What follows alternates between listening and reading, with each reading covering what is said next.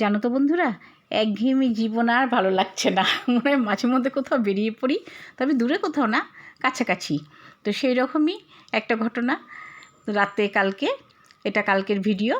তো আমি আজকে ছাড়ছি। হঠাৎ করে মনে পড়লো আমাদের সেই পুরনো যে কফি শপটা আছে সেইখানে একটু 1 কাপ কফি খেয়ে আসা যাক। মানে এত ভালো বানায় কি বলবো, মানে যত সব মানে ক্লান্তি সব দূর হয়ে যায়।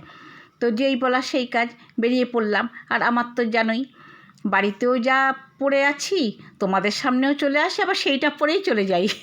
আর মানে ওই একটু সাজুগুজু করব বা কিছু ড্রেস চেঞ্জ করব, সেই সব কোনো ব্যাপার না। এই যে চলে এলাম কফি শপে। এবার ম্যাডাম দেখে উনি বলছেন যে এতদিন পর।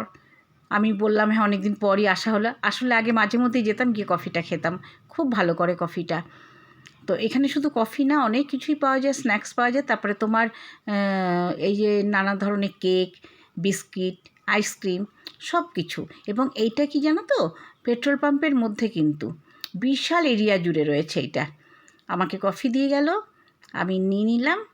এবার কফিটা চুমুক দিয়েই সেই পুরনো গন্ধ, পুরনো সব কথা আসলে আগে যখন আসতাম সেই সব কথাগুলো মনে পড়ে যাচ্ছে। অনেক বছর হয়ে গেল এই কফি শপে আসা হয় না।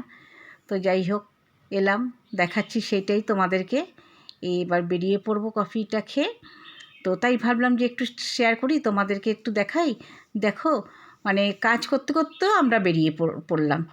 তখন কটা বাজে, 10টা 5 কি 10টা 10 হবে।